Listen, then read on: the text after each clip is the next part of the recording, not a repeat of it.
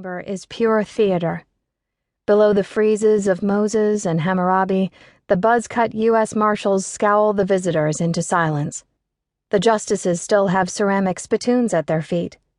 At 10 a.m. sharp, wait for the buzzer and watch everyone snap to their feet. As a marshal cries, "Oh yay, oh yay, oh yay," watch Associate Justice Ruth Bader Ginsburg, known around the court as RBG, as she takes her seat at the winged mahogany bench. Look around her neck. When the jabot with scalloped glass beads glitters flat against the top of RBG's black robe, it's bad news for liberals. That's her dissent collar.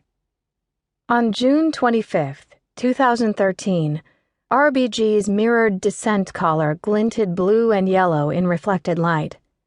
By then, in her 9th decade of life and her 20th year on the court, RBG looked fragile and bowed, dwarfed by the black high-backed chair. But people who had counted her out when she had cancer were wrong both times. People who thought she couldn't go on after the death of Marty Ginsburg, her husband of 56 years, were wrong too. RBG still showed up to do the work of the court without missing a day. She still pulled all-nighters, leaving her clerks voicemails with instructions at 2 or 3 in the morning. The night before had been a long one. From RBG's perch, third from the right in order of seniority, she sometimes gazed up at the marble columns and wondered to herself if she was really there or if it were all a dream. But that Tuesday morning, her eyes were on her notes.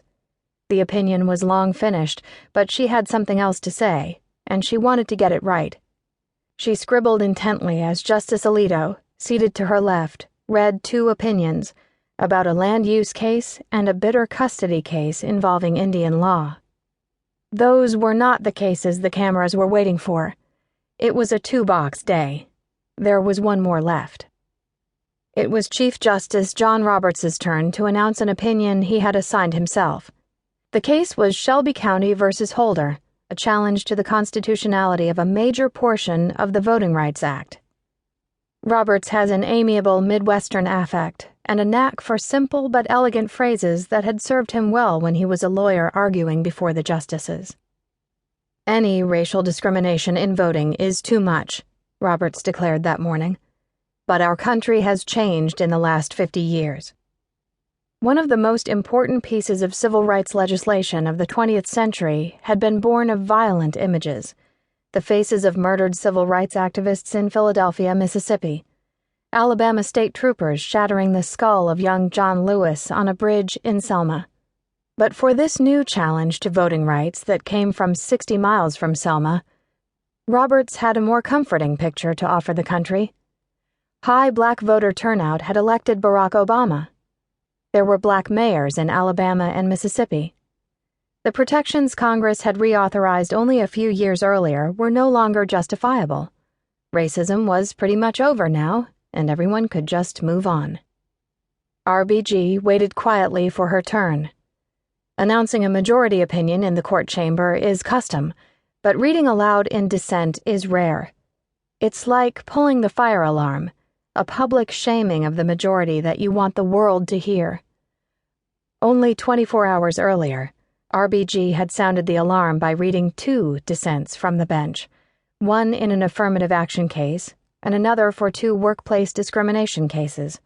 As she had condemned the court's disregard for the realities of the workplace, Alito, who had written the majority opinion, had rolled his eyes and shook his head. His behavior was unheard of disrespect at the court.